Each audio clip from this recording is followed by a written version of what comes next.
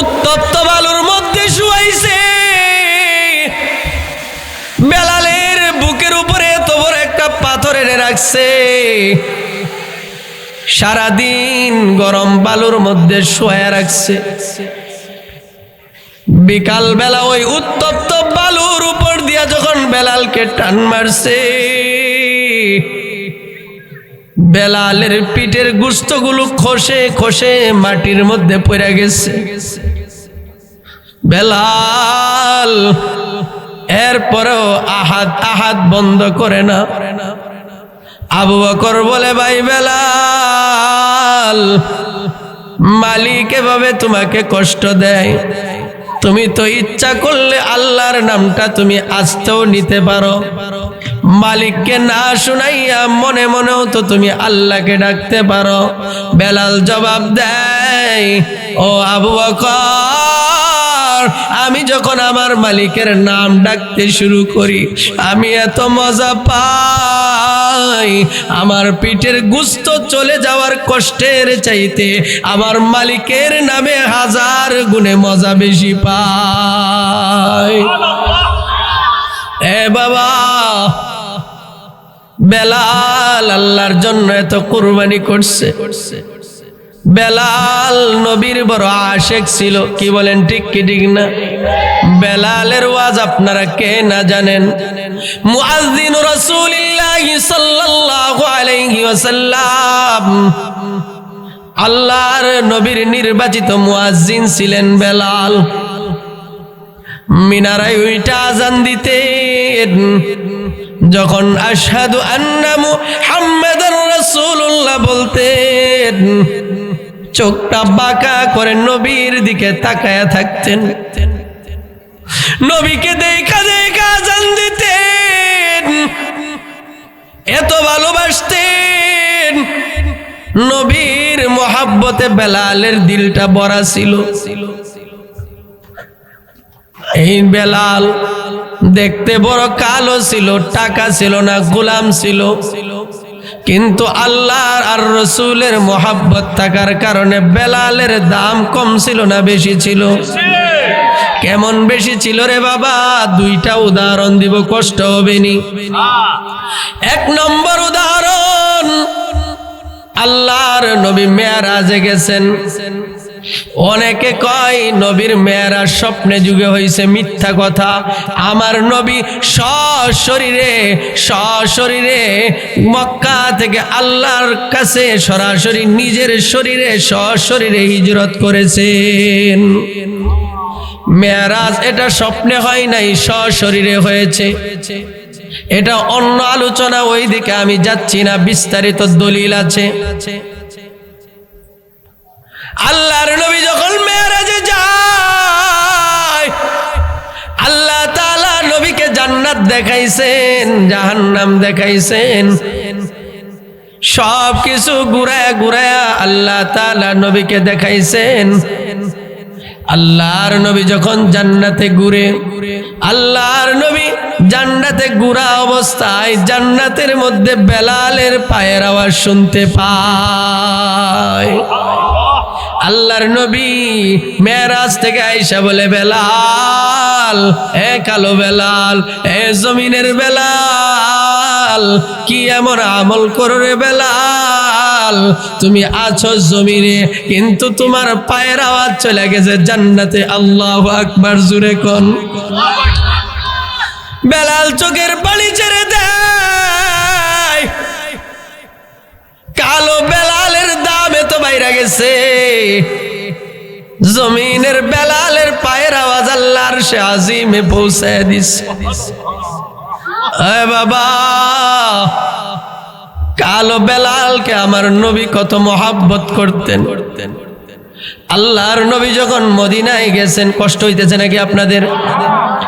আল্লাহর নবী যখন মদিনায় গেছেন, মসজিদে নববী যখন নির্মাণ করছেন, সাহাবীদের সাথে নবীজি পরামর্শে বসছেন, মসজিদে নববীর আজান কে দিবে।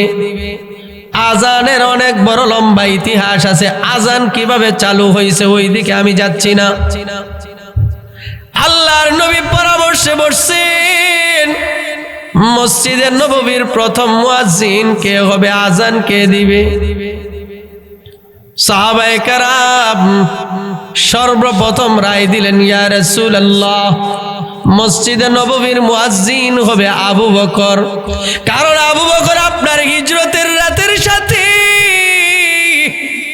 আবু বকর আপনার হিজরতের রাতে আপনার সঙ্গী ছিল গো নবী। এই জন্য আবু বকর সবার আগে আজান দিবে। কেউ কয় ওমর, কেউ কয় ওসমান, কেউ কয় আলী, এক এক সাহাবী এক এক জনের নাম ঘোষণা করে আমার নবী শুধু সবার কথাগুলো শুনলেন। নবী কয়, ও সাহাবায়ে কেরাম, তোমাদের পরামর্শ আমি শুনলাম, এখন আমি আমার ফায়সালা দিয়া দেই। আজকে এই মসজিদ নববীর প্রথম আজান আমার সাহাবী আবু বকর দিবে না, ওমর দিবে না, ওসমান দিবে না, আলীও দিবে না। আজকে মসজিদে নববীর সর্বপ্রথম আজান দিবে আমার কালো বেলাল। ইন্নাল্লাহা লা ইয়ানজুরু ইলা সুওয়ারিকুম ওয়া আমওয়ালিকুম ওয়ালাকিন ইয়ানজুরু ইলা কুলুবিকুম ওয়া আমালিকুম। আল্লাহ বলেন, বান্দা, আমি তোর চেহারার দিকে তাকাই না, তোর চেহারাটা সুন্দর না কালো। আমি তোর মালের দিকে তাকাই না, তোর কত টাকা আছে এটা আমি আল্লাহ দেখি না। ওয়ালাকিন ইয়ানজুরু ইলা কুলুবিকুম, আমি আল্লাহ তোর অন্তরের দিকে তাকায় থাকি। তোর অন্তরটা যদি সুন্দর হয়, তোর অন্তরের ভিতরে যদি আমি আল্লাহর ভয় থাকে, তোর অন্তরের ভিতরে যদি নবীর মুহাব্বত ঢুকা যায়, তোর অন্তরের ভিতরে যদি আল্লাহর প্রেম ঢুকা যায়, চাই তুই সুন্দর হস বা কালো হস, তাই চাই তুই নেতা হস বা প্রজা হস, তাই চাই তুই ধনী হস বা গরিব হস, যেই প্রকারের হস না কেন, আমি আল্লাহর কাছে তোর দাম ফেরেশতার চাইতো বেশি। এ বাবা, শুধু দেখলে মানুষ হলেই মানুষ হওয়া যায় না, কি বলেন ঠিক কি ঠিক না? এজন্যই তো কবি বলছেন, গর্ব সুরত আদমি ইনসাবুদে, গর্ব সুরত আদমি ইনসাবুদে, আহমদ আবু জালো হাম এক সাবুদে, আদমিরা আদমিয়ত লাজমাস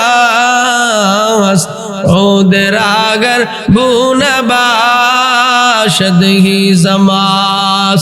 এ বাবা, যদি দেখলে সুন্দর হলেই যদি মানুষ হওয়া যাইতো, তাহলে আবু জাহল আর আমার নবীর মধ্যে কোনো পার্থক্য থাকতো না। কারণ আবু জাহলও দেখতে বড় সুন্দর ছিল, আবু জাহলের টাকা আমার নবীর চাইতে কম ছিল না বেশি ছিল? জুরে কন্যা। কিন্তু বলেন, আবু জাহলের দাম কি আমার নবীর সমান নাকি? জুরে কন্যা। কষ্ট হইতেছে নাকি আপনাদের? আবু জাহলের দাম কোনদিন আমার নবীর সমান না, বরং আবু জাহল পৃথিবীর মধ্যে যত মানুষ আসবে, সমস্ত মানুষের মধ্যে সবচাইতে নিকৃষ্ট হলো আবু জাহল। আর পৃথিবীর মধ্যে কিয়ামত পর্যন্ত যত মানুষ আসবে, সমস্ত মানুষের মধ্যে সর্বশ্রেষ্ঠ হলো আমার নবী। কি বলেন ঠিক কি ঠিক না? তাহলে দেখতে তো একই মানুষ, কিন্তু ব্যবধান আছে না নাই? এই যে ব্যবধানটা কিসের কারণে? গুণের কারণে। কি বলেন ঠিক কি ঠিক না? বাবারে, গুণ অর্জন করতে হবে। গুণ যদি আইসা যায়, আল্লাহ দামি বানায় দিবে। বেলালের ভিতরে গুণ আসছিল, আল্লাহ দামি বানায় দিছে। কি বলেন ঠিক না? বেলাল দেখতে বড় সুন্দর ছিল নাকি? জুরে কন্যা। বেলাল দেখতে বড় কালো, হাতের তালুটা পর্যন্ত বেলালের কালো।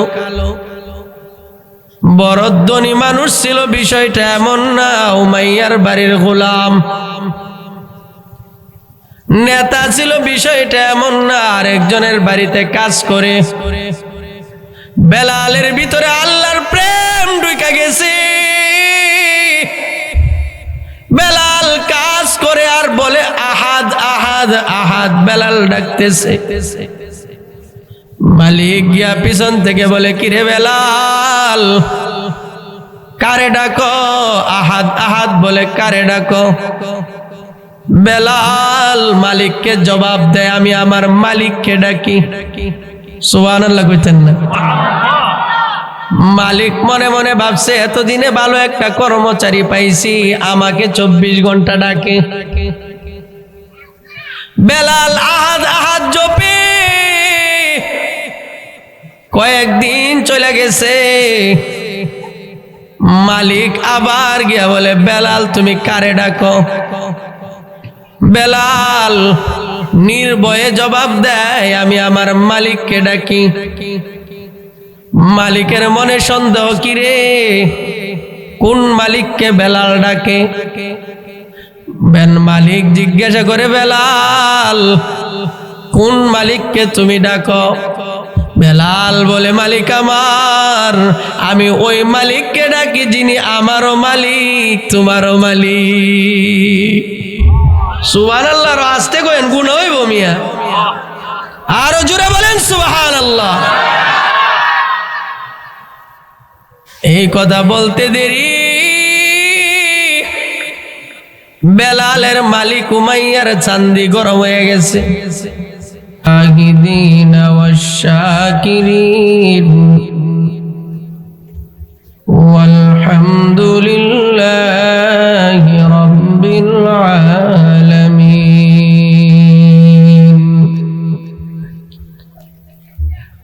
رب اشرح لي صدري ويسر لي أمري واحلل عقدة من لساني يفقه قولي سبحانك لا علم لنا إلا ما علمتنا إنك أنت العليم الحكيم اللهم صل على محمد النبي الأمي وعلى آله وسلم تسليما اللهم صل وسلم دائما أبدا على حبيبك خير الخلق كلهم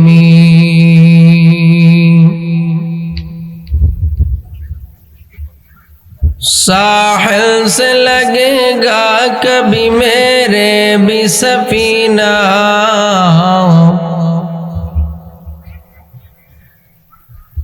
साहिल से लगेगा कभी मेरे भी सफीना देखेंगे कभी शौक से मक्का व मदीना देखेंगे कभी शौक से मक्का व मदीना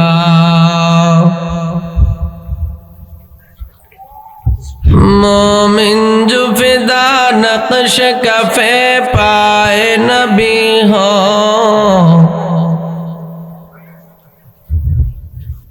मोमिन जो फिदा नक्श कफे पाए नबी हो ज़ेर कदम आज भी आलम का खजीना हो ज़ेर कदम आज भी आलम का खजीना गर सुन्नत नबवी की करे पैरवी पैरवी उम्मत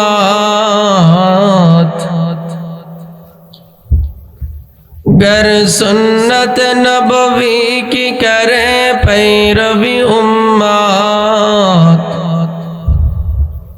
तो पास निकल जाएगा फिर उसका सफीना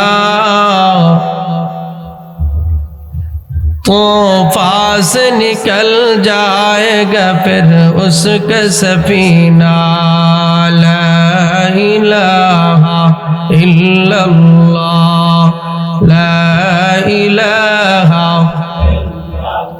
সবাই জবান খুলে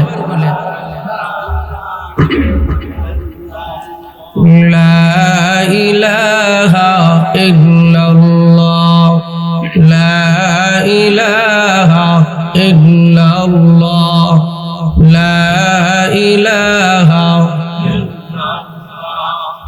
লা ইলাহা ইল্লাল্লাহ লা ইলাহা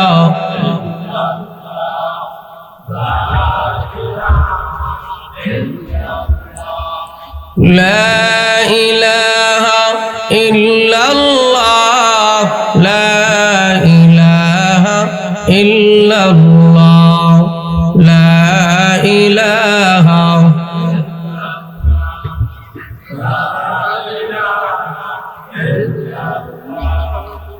أسمن زمن غير الله মাজার বাজার গায়রুল্লাহ চন্দ্র সূর্য গায়রুল্লাহ শুধু মাবুদ এক আল্লাহ লা ইলাহা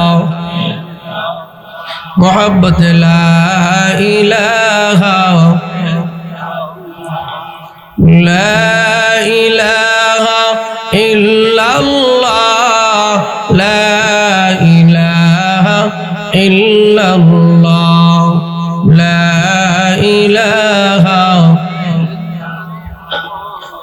লা ইলাহা ইল্লাল্লাহ লা ইলাহা ইল্লাল্লাহ লা ইলাহা ইল্লাল্লাহ লা ইলাহা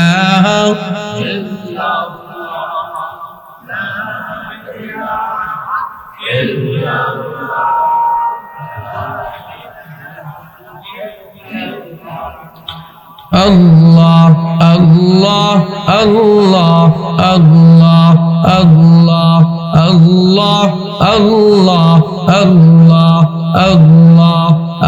Allah Allah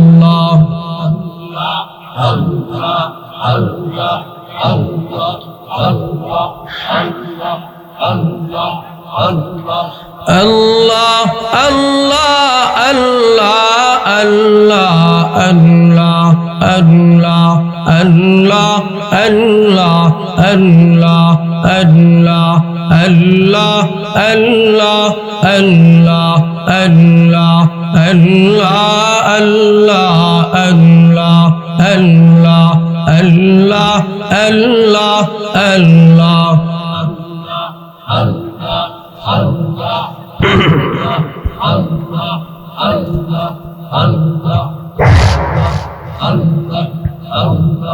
Allah La ilaha illallah Muhammadur Rasulullah sallallahu alayhi wasallam দারুল হুদা তাহফিজুল কোরআন মহিলা মাদ্রাসার উদ্যোগে আয়োজিত চতুর্থ বার্ষিক ওয়াজ ও দোয়ার মাহফিলের সম্মানিত সভাপতি জনাব মুজিবুর রহমান, জনাব আব্দুর রহিম সাহেব, প্রধান অতিথি অত্র ইউনিয়নের সম্মানিত চেয়ারম্যান জনাব অ্যাডভোকেট আখতারুজ্জামান শামীম সাহেব সহ দেগর হযরত মুআজ্জাজ মুকাররম উলামায়ে কেরাম, সম্মুখ পানে উপস্থিত দিন দরদি মুসলমান পর্দার আড়ালের মা ও বোনেরা, আল্লাহ রব্বুল ইজ্জত ওয়াল জালালের দরবারে অগণিত শুকরিয়া যে আল্লাহ আজকের এই সুন্দর মজলিসে আমাদেরকে উপস্থিত হয়ে দ্বীনি কিছু কথা বলার ও শুনবার জন্য তৌফিক দান করছেন। ওই মহান মালিকের দরবারে সকলে দিল থেকে কালিমাতুশ শুকর আদায় করি, পড়ি আলহামদুলিল্লাহ। আরো জবানটা খুলে পড়েন না আলহামদুলিল্লাহ। মুহতারাম হাজিরিন, আল্লাহ তাআলা পৃথিবীতে যত মানুষ সৃষ্টি করছেন, এই মানুষগুলো দুই ভাগে বিভক্ত। বলেন পৃথিবীর মানুষগুলো কয় ভাগে বিভক্ত? বুঝতেছেন আমার কথা? কে কে বুঝতেছেন হাত তুলেন। আল্লাহ তুমি আমাদেরকে বুঝার এবং আমলের তৌফিক দান করো, বলেন আমিন। আপনাদের দেশে কি গানে কয়টা মানুষ হয় না আরো কিছু হয়? আরো কয়েকজন হয়? হ্যাঁ, আওয়াজটা ডাক দেয় কেন? আল্লাহ আমাদের বড়রা উদাহরণ দিয়ে বুঝাইছেন। নদীতে শামুক আছে না? শামুক, শামুক চিনেননি? এই শামুক, কিছু শামুক আছে এটার ভিতরে মুক্তা হয়, মুক্তাওয়ালা ঝিনুকের ভিতরে মুক্তা থাকে। এখন এক বস্তা শামুক একদিকে, আরেকটা শামুক এটার ভিতরে মুক্তা আছে। এখন আপনাকে যদি বলা হয় ইচ্ছা করলে এক বস্তা শামুকও নিতে পারো, ইচ্ছা করলে ঝিনুকওয়ালা একটাও নিতে পারো, আপনি কোনটা নিবেন? কোনটা নিবেন? বুঝেন না আমার কথা? আপনাকে হুকুম দিছে, অর্ডার দিয়ে দিছে, আপনি ইচ্ছা করলে এক বস্তাও নিতে পারেন, এটির ভিতরে কোনো ঝিনুক নাই, মানিক নাই, মুক্তা নাই। আরেকটার ভিতরে শুধু একটা শামুক, এখানে মানিক আছে, মুক্তা আছে। এখন আপনি কোনটা নিবেন? একটাই নিবেন। কি কোন ঠিক কি ঠিক না? যারা ওয়াজ মাহফিলে আসে, জিকিরের মজলিসে যারা আসে, কোরআনের মজলিসে যারা আসে, তারা হচ্ছে ওই মুক্তাওয়ালা একটা শামুকের মতো। আর যারা গুনাহের আসরে যায় তারা হলো ওই বস্তাবর্তী শামুকের মতো। আপনারা এখানে যারা আসছেন নিজেকে কম দামি ভাববেন না। আপনাদের দাম কম না বেশি? জোরে কোন কম না বেশি? বাবারে দ্বীনি মজলিসে আসতে কপাল লাগে, সবাই আসতে পারে না।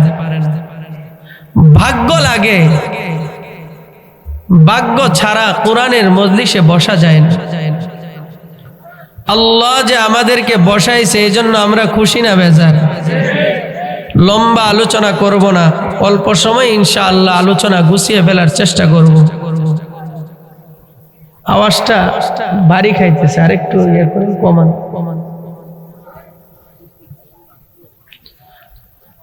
আল্লাহ তাআলা পৃথিবীর মানুষগুলোকে দুই ভাগে বিভক্ত করছেন। যত মানুষ আল্লাহ সৃষ্টি করছেন এই মানুষগুলো দুই ভাগে বিভক্ত। কিছু আছে জন্মগত মানুষ আর কিছু হলো গুণগত মানুষ।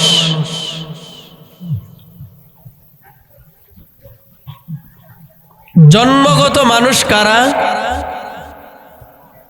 যাদেরকে দেখতে মানুষের মতো মনে হয়, আসলে ভিতরে কোনো মনুষ্যত্ব নাই। এরকম মানুষ আছে না নাই? একটু জন্মগত মানুষ, একটা গরুও খায়, মানুষও খায়। খায় কি খায় না? আপনারা বুঝেন না আমার কথা? আপনারা খান না? তো জন্মগত মানুষ কারা? যে গরুও খায়, মানুষও খায়। গরু মানুষের চাইতে কম খায় না বেশি খায়? আমরা খাই মেলা মাইনের প্লেট দিয়া, আর গরু খা কি দিয়া? গামলা দিয়া। গরু একদিনে যা খায়, এক বেলায় যা খা, আপনি 15 দিনও তা খাইতে পারবেন না। গরুও খায়, মানুষও খায়। গরুও ঘুমায়, মানুষটাও ঘুমায়। গরুও দাঁড়ায় প্রস্রাব করে, মানুষটাও দাঁড়ায় প্রস্রাব করে। গরুও কোনোদিন বছরেও মসজিদে যায় না, এও কোনোদিন মসজিদে যায় না। গরুও জীবনে কোনোদিন রোজা রাখছে না, এও জীবনে কোনোদিন রোজা রাখে না। এরকম মুসলমান আছে না নাই? গরুও কোনোদিন হজ করতে যায় না, এও কোনোদিন জীবনে হজ করার নিয়ত করে না। এই মানুষটা হলো জন্মগত মানুষ। আল্লাহ বলেন এই মানুষটা কুকুরের চাইতেও খারাপ। এরপরে নাউজুবিল্লাহ নাই গোবিনাথপুর। এটা যে অনেকে কইবেন কুকুরের তে আবার খারাপ হবে কেমন, এটা আমার কথা না, আল্লাহ কোরআনে বলছেন, উলাইকা কাল আনআম, উলাইকা কাল আনআম বাল হুম আদাল, উলাইকা হুমুল গাফিলুন। আল্লাহ বলেন যে মানুষটা শুধু দেখতে মানুষের মতো মনে হয়, ভিতরে কোনো মনুষ্যত্ব নাই। গরুও খায়, সেও খায়, গরুও ঘুমায়, সেও ঘুমায়। গরুর মতো চলাফেরা, গরু দাঁড়ায় প্রস্রাব করে, সেও দাঁড়ায় প্রস্রাব করে। গরু জীবনে মসজিদে যায় না, সেও জীবনে কোনোদিন মসজিদে যায় না। আল্লাহ বলেন বালহুম আদাল, এই মানুষটা গরুর চাইতেও খারাপ। কেন খারাপ? কারণ গরু যদি মারা যায়, গরুর কোনো জান্নাত জাহান্নাম আছে নাকি? আপনারা হা না করতে হইব, ওয়াজ কিছু বুঝতে হইব তো। গরুর কোনো জান্নাত জাহান্নাম আছে? কিন্তু মানুষের জান্নাত জাহান্নাম আসেনি। ওয়ালাকাদ যারা'না লিজাহান্নামা কাসীরাম মিনাল জিন্নি ওয়াল ইনস। আল্লাহ বলেন আমি জান্নাত আর জাহান্নামের জন্য মানুষ আর জিনকে সৃষ্টি করছি। জান্নাত জাহান্নাম কাদের জন্য? কথা কোন? মানুষ আর জিনের জন্য। আপনারা মনে মনে কইতেছেন হুজুর একতরফা ওয়াজ করে যান, আমরা রেখে জ্বালা দেন, কিছু বুঝুন লাগবো তো, একটু হানা করার দরকার আছে না নাই? একতরফা ওয়াজের কোনো মজা আছে? কেউ আলাপ কি একতরফা জমে? চায়ের স্টলে বইছেন দুইজনে, একজনে খালি কথা কয় আর একজনে মুখ ওই নদীর দিকে বিরিয়ে রাখছে, কথা কইতে ভাল লাগবো? দুইজনের মনের লগে মিললে এনে আলাপ জমে, কি কন ঠিক কি ঠিক না? আপনারা যদি ঘুমায় থাকেন, আমি ঘুমাই না ওয়াজ করতারি না। বুঝে থাকলে বলেন জাহান্নামের জন্য আল্লাহ কাদেরকে বানাইছে? মানুষ এবং জিনকে বানাইছে। গরুর কোনো জান্নাত জাহান্নাম আছে? এই যে কত মানুষের ক্ষেত গরু খাইলো, সকালবেলা হাত থেকে সুইটটা গিয়া দৌড় দিয়া গরু ক্ষেত খাইয়া লাইছে, এরকম আছে না নাই? এই জন্য গরু জাহান্নামে যাইব তো, কথা কন না? কিন্তু আপনি যে আরেক বেড়ার কাঁচামরিচ চুরি করে খাইলেন, এটার বিচার আছে না নাই? গরু এত বড় দানের সুবা খাইয়া লাইছে, এটার কোনো বিচার নাই, কিন্তু 2 টাকার মরিচের কিন্তু বিচার আছে। কি কন ঠিক কি ঠিক না? আল্লাহ মানুষ এবং জিনকে বানাইছেন জান্নাত জাহান্নামের জন্য। তাইলে আপনারা নিজের জ্ঞান থেকে বলেন, গরু অপরাধ করলো, অপরাধ করার পরেও তার কোনো জাহান্নাম নাই, কিন্তু মানুষ অপরাধ করলে জাহান্নাম আছে না নাই? তাইলে এই হিসাবে গরু কোনোদিন জাহান্নামে যাবে না, আর আমি অপরাধী হইলে আমার জাহান্নামে যাইতে হবে। তাইলে এই দিক দিয়া চিন্তা করলে আমি গরুর চাইতে ভালো না খারাপ? বলেন ভালো না খারাপ? এই জন্যই আল্লাহ বলছে যে জন্মগত মানুষ এ পশুর চাইতেও খারাপ। বুঝছেন নি ওয়াজটা? তাইলে জন্মগত মানুষ হইলেই মানুষ হওয়া যায় না, ভিতরে গুণ থাকার দরকার আছে না নাই? এ বাবা, বর্তমান সমাজে তো মানুষের ভিতরে শুধু গুণ বলতে কিচ্ছু নাই, খালি মানুষ বাড়তাছে। দেখতে মানুষের মতো মনে হয়, আসলে ভিতরে মনুষ্যত্ব নাই। কি বলেন, ঠিক কি ঠিক না? একজন মুসলমান, খোদার কসম করে বলি, একজন মুসলমান কোনোদিন আরেকজন মুসলমানকে কষ্ট দিতে পারেন। একজন মুসলমান কোনোদিন আরেকজন মুসলমানের ক্ষতি করতে, বলেন না, ক্ষতি করতে পারে না। একজন মুসলমান কোনোদিন আরেকজন মুসলমানের সাথে ঝগড়া করতে পারে না। যারা এইগুলো করে বোঝা গেল এর দেখতে মানুষের মতো মনে হয়, আসলে কি না, মানুষ না। তাইলে এক প্রকার মানুষ হলো কি, জন্মগত মানুষ। বুঝছেন নি কথাটা? আর দ্বিতীয় প্রকারটা বইলে আমি আলোচনা শেষ করব। দ্বিতীয় প্রকার মানুষ হলো গুণগত মানুষ। দ্বিতীয় প্রকার মানুষ কোনটা? গুণগত মানুষ। গুণগত মানুষের কি দাম? আল্লাহ বলেন, গুণগত মানুষটার দাম আমার কাছে নূরের তৈরি ফেরেশতার চাইতেও বেশি। আর একটু জোরে কন্যা সুবহানাল্লাহ। আল্লাহ তাআলা কোরআনে বলেন, ইন্নাল্লাহা লা ইয়ানজুরু ইলা সুওয়ারিকুম ওয়া আমওয়ালিকুম ওয়ালাকিন ইয়ানজুরু ইলা কুলুবিকুম ওয়া আমালিকুম। আল্লাহ বলেন, বান্দা, আমি তোর চেহারার দিকে তাকাই না, তোর চেহারাটা সুন্দর না কালো। আমি তোর মালের দিকে তাকাই না, তোর কত টাকা আছে এটা আমি আল্লাহ দেখি না। ওয়ালাকিন ইয়ানজুরু ইলা কুলুবিকুম, আমি আল্লাহ তোর অন্তরের দিকে তাকায় থাকি।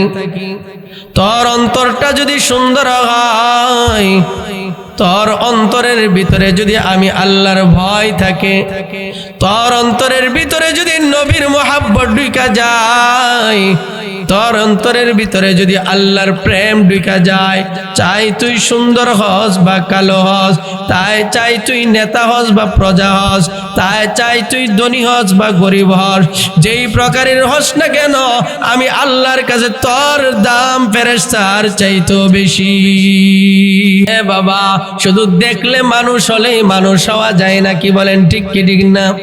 এজন্যই তো কবি বলছেন, গর্ব সুরত আদমি ইনসাবুদে, গর্ব সুরত আদমি ইনসাবুদে, আহমদ আবু জালো হাম এক সাবুদে, আদমিরা আদমিয়ত লাজমাস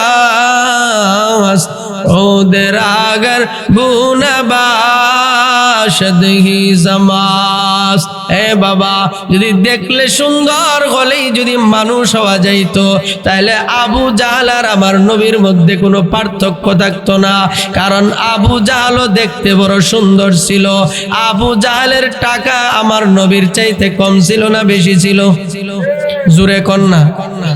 কিন্তু বলেন, আবু জাহলের দাম কি আমার নবীর সমান নাকি? জোরে কন্যা। কষ্ট হইতেছে নাকি আপনাদের? আবু জাহলের দাম কোনদিন আমার নবীর সমান না, বরং আবু জাহল পৃথিবীর মধ্যে যত মানুষ আসবে, সমস্ত মানুষের মধ্যে সবচাইতে নিকৃষ্ট হলো আবু জাহল। আর পৃথিবীর মধ্যে কিয়ামত পর্যন্ত যত মানুষ আসবে, সমস্ত মানুষের মধ্যে সর্বশ্রেষ্ঠ হলো আমার নবী। কি বলেন, ঠিক কি ঠিক না? তাহলে দেখতে তো একই মানুষ, কিন্তু ব্যবধান আছে না নাই? এই যে ব্যবধানটা কিসের কারণে? গুণের কারণে। কি বলেন, ঠিক কি ঠিক না? বাবারে, গুণ অর্জন করতে হবে। গুণ যদি আইসা যায়, আল্লাহ দামি বানায় দিবে। বেলালের ভিতরে গুণ আসছিল, আল্লাহ দামি বানায় দিছে। কি বলেন, ঠিক না? বেলাল দেখতে বড় সুন্দর ছিল নাকি? জোরে কন্যা। বেলাল দেখতে বড় কালো, হাতের তালুটা পর্যন্ত বেলালের কালো। বড় ধনী মানুষ ছিল, বিষয়টা এমন না। উমাইয়ার বাড়ির গোলাম, নেতা ছিল বিষয়টা এমন না, আরেকজনের বাড়িতে কাজ করে। বেলালের ভিতরে আল্লাহর প্রেম ঢুকে গেছে। বেলাল কাজ করে আর বলে আহাদ আহাদ আহাদ, বেলাল ডাকতেছে। মালিক গিয়া পিছন থেকে বলে, কিরে বেলাল, কারে ডাকো? আহাদ আহাদ বলে, কারে ডাকো? বেলাল মালিককে জবাব দেয়, আমি আমার মালিককে ডাকি। সুবহানাল্লাহ কইতেন না? মালিক মনে মনে ভাবছে, এতদিনে ভালো একটা কর্মচারী পাইছি, আমাকে 24 ঘন্টা ডাকে। বেলাল আহাদ আহাদ জপে কয়েকদিন চলে গেছে। মালিক আবার গিয়া বলে, বেলাল তুমি কারে ডাকো? বেলাল নির্ভয়ে জবাব দেয়, আমি আমার মালিককে ডাকি। মালিকের মনে সন্দেহ, কিরে কোন মালিককে বেলাল ডাকে? মালিক জিজ্ঞাসা করে, বেলাল কোন মালিককে তুমি ডাকো?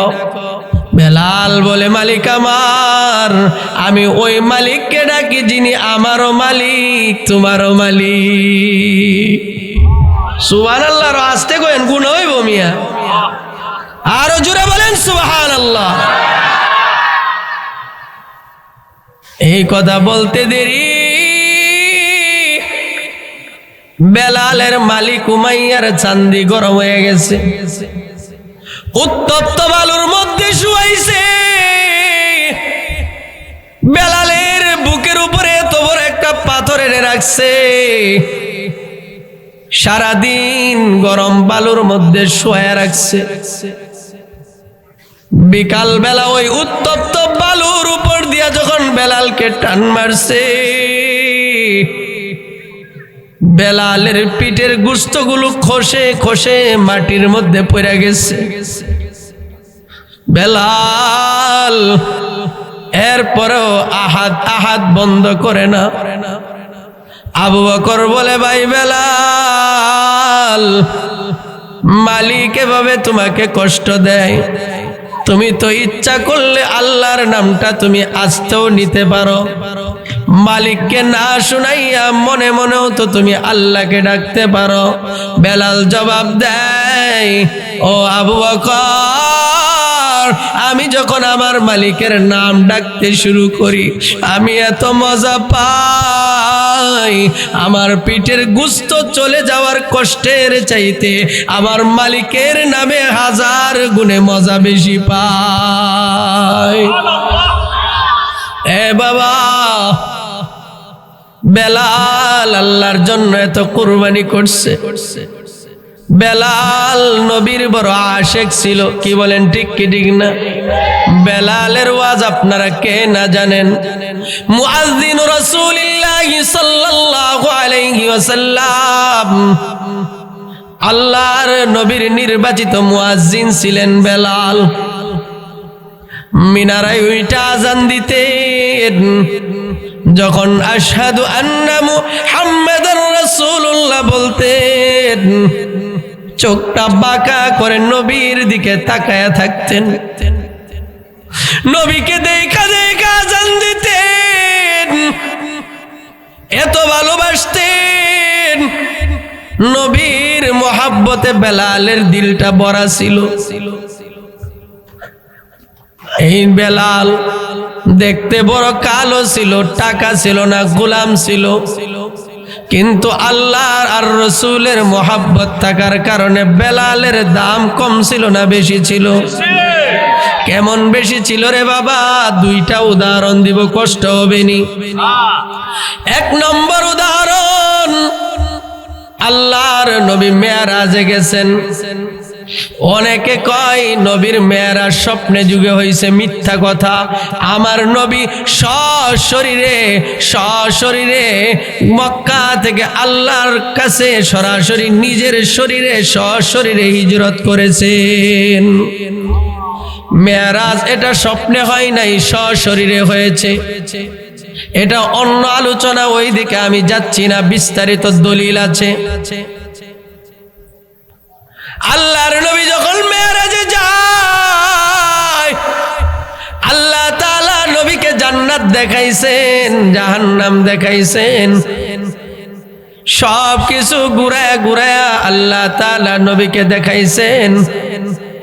আল্লাহর নবী যখন জান্নাতে ঘুরে, আল্লাহর নবী জান্নাতে ঘুরা অবস্থায় জান্নাতের মধ্যে বেলালের পায়ের আওয়াজ শুনতে পায়। আল্লাহর নবী মেরাজ থেকে আয়েশা বলে, বেলাল, এ কালো বেলাল, এ জমিনের বেলাল, কি এমন আমল করো রে বেলাল, তুমি আছো জমিনে কিন্তু তোমার পায়ের আওয়াজ চলে গেছে জান্নাতে। আল্লাহু আকবার, জোরে কোন। বেলাল চোখের পানি ছেড়ে দেয়, কালো বেলালের দাম এত বাইরে গেছে, জমিনের বেলালের পায়ের আওয়াজ আল্লাহর আরশে আজিমে পৌঁছে দিছে। এ বাবা, কালো বেলালকে আমার নবী কত মহাব্বত করতেন। আল্লাহর নবী যখন মদিনায় গেছেন, কষ্ট হইতেছে নাকি আপনাদের? আল্লাহর নবী যখন মদিনায় গেছেন, মসজিদে নববী যখন নির্মাণ করছেন, সাহাবীদের সাথে নবীজি পরামর্শে বসছেন, মসজিদে নববীর আজান কে দিবে। আজানের অনেক বড় লম্বা ইতিহাস আছে, আজান কিভাবে চালু হয়েছে ওই দিকে আমি যাচ্ছি না। আল্লাহর নবী পরামর্শে বসছেন, মসজিদে নববীর প্রথম মুয়াজ্জিন কে হবে, আজান কে দিবে। সাহাবায়ে কেরাম সর্বপ্রথম রায় দিলেন, ইয়া রাসূলুল্লাহ, মসজিদে নববীর মুয়াজ্জিন হবে আবু বকর, কারণ আবু বকর আপনার হিজরতের রাতের সাথে, আবু বকর আপনার হিজরতের রাতে আপনার সঙ্গী ছিল গো নবী, এই জন্য আবু বকর সবার আগে আজান দিবে। কেউ কয় ওমর, কেউ কয় ওসমান, কেউ কয় আলী, এক এক সাহাবী এক এক জনের নাম ঘোষণা করে আমার নবী শুধু সবার কথাগুলো শুনলেন। নবী কয়, ও সাহাবায়ে কেরাম, তোমাদের পরামর্শ আমি শুনলাম, এখন আমি আমার ফায়সালা দিয়া দেই। আজকে এই মসজিদ নববীর প্রথম আজান আমার সাহাবী আবু বকর দিবে না, ওমর দিবে না, ওসমান দিবে না, আলীও দিবে না, আজকে মসজিদে নববীর সর্বপ্রথম আজান দিবে আমার কালো বেলাল। এ বাবা, বুঝানোর জন্য এত বড় ঘটনাটা বললাম। এই যে বেলালের দাম আল্লাহ বাড়াইছে, টাকার কারণে না গুণের কারণে? জোরে কোন, গুণের কারণে না টাকার কারণে? এ বাবা, এই জন্য গুণী মানুষের বড় দাম হয়ে যায়। আর একটা উদাহরণ দিবনি, কষ্ট হইতেছে না তো? হযরত ওমরের নাম শুনছেন? ওমর কে ছিলেন? ইসলামের দ্বিতীয় খলিফা। বলেন, ইসলামের দ্বিতীয় খলিফা। যে ওমর ইসলাম গ্রহণের আগে সবচাইতে আমার নবীর বড় দুশমন ছিল। কেমন দুশমন? দারুন নদুয়াতে আবু জাহাল, শয়তানের শয়তান, আমার নবীকে যে সবচাইতে বেশি জ্বালাইছে। আবু জাহাল পরামর্শে বসছে যে মুহাম্মদের মাথাটা যে আয়না দিতে পারবে তাকে 100 উট পুরস্কার। নাউজুবিল্লাহ নাই? জুরে কন্যা, জুরে কন্যা, নাউজুবিল্লাহ।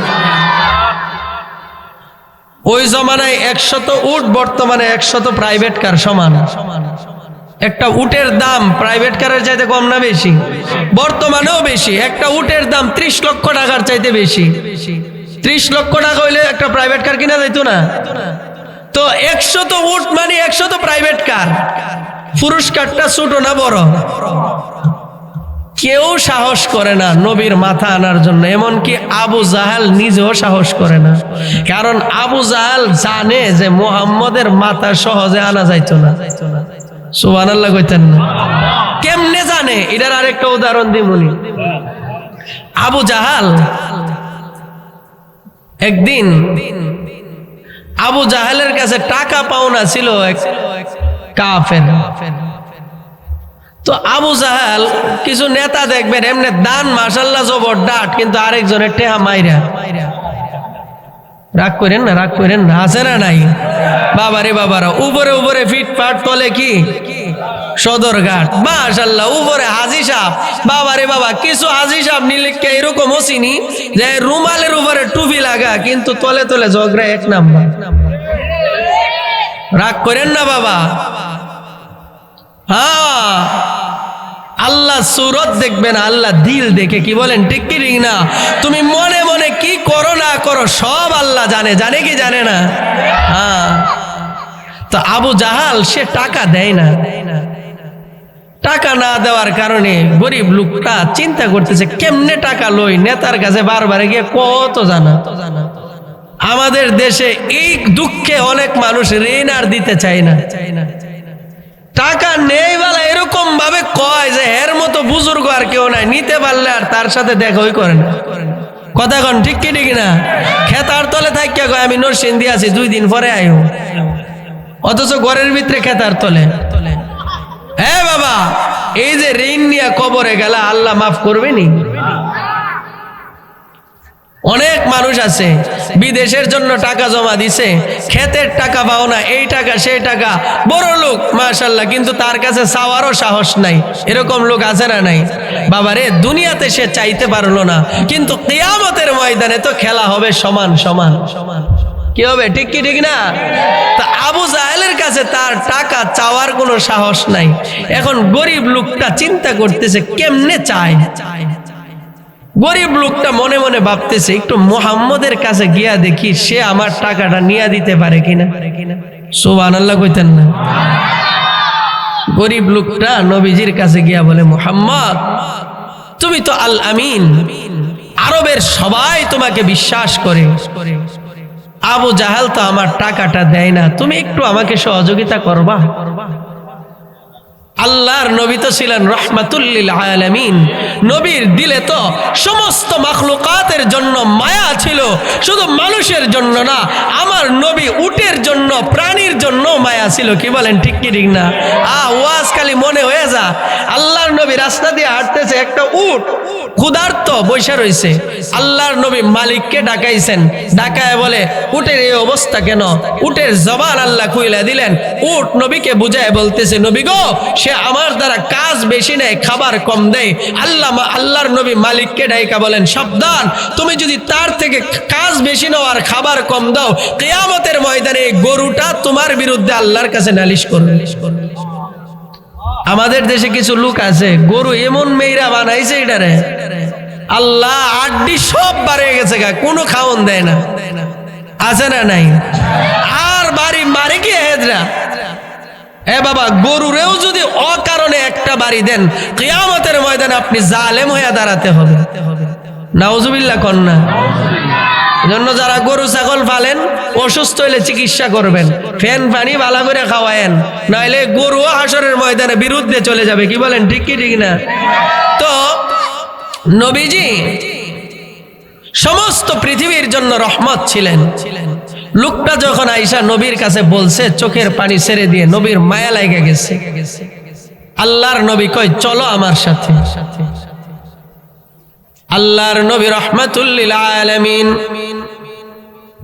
পাওনাদারকে নিয়ে আবু জাহালের ঘরের সামনে যখন গেছে, আবু জাহালকে শুধু ডাক দিছেন, ডাক দিতে দেরি আবু জাহাল ঘর থেকে বলতেছে, মুহাম্মদ দাঁড়াও, আমি টাকা নিয়ে আসতেছি। এই সুবহানাল্লাহ দিয়া আওয়াজ হইতো, আরো জোরে কল্লা সুবহানাল্লাহ। আবু জাহেলের আশপাশে যারা আছেন কই, চাচা বুঝলাম না কাহিনীটা, মুহাম্মদ আপনি কোনে পাগল, এর কোনো পাওয়ার নাই, কিচ্ছু নাই, আবার আওয়ার সাথে সাথে আপনি পাগল হয়ে গেছেন টাকা দেওয়ার জন্য, কাহিনীটা কি? সুবহানাল্লাহ কইতেন না? আবু জাহাল ডাক দিয়ে বলে, নেতাদেরকে বলে, ভাই আমি যা দেখি তোমরা তো তা দেখো না, আমি দেখতেছি মুহাম্মদ যখন ওই পাওনাদারকে নিয়ে আমার ঘরের সামনে আসছে, মুহাম্মদ যখন আমাকে ডাক দিছে, আমি দেখতে পাইছি মুহাম্মদের দুই গর্দানে যেন বড় বড় দুইটা সাপ বসে আছে। সাপটা যেন আমাকে ধরার জন্য আসতেছে। আমি এত ভয় পাইছি, মনে হয়েছে আমি টাকা দিতে যদি 1 মিনিট দেরি করি সাপটা আমাকে এসে ধরে ফেলবে। এই ভয়ে আমি তাড়াতাড়ি তার টাকা দিয়ে দিয়েছি। ও বাবা, এই জন্য আবু জাহল মনে মনে জানতো আমার নবী যে সত্য। এটা জানতো কি জানতো না? ওই দিন উদাহরণ দিছিলাম নবী কেমনে যে জানতো। আবু জাহেল জানতো আমার নবী সত্য, এরপরও মানতো না। তো এই জন্য আবু জাহেল রাজি হয়েছে না নবীর মাথা আনার জন্য। কেউ রাজি না, পুরা মজমাটা নীরব, কেউ রাজি হয় না। মনে আসেনি আপনাদের? কথা বুঝতেছেন নি? উমর দাঁড়ায় কয়, আবু জাহেল চাচা কোনো চিন্তা করেন না, আমি আইনা দিব মুহাম্মদের মা। নাউজুবিল্লাহ কইতেন না। আবু জাহাল তরবারি কাঁধে নিয়ে রওনা দিয়ে দিছে। আল্লাহর নবীর মাথা কেটে নিয়ে আসবে, বিনিময়ে 100 উট পাওয়া যাবে। রাস্তার মাঝখানে যখন গেছে, ওমরের একজন বন্ধু ছিল, তার নাম ছিল নাঈম। নাম কি? বন্ধুর সাথে ওমরের দেখা।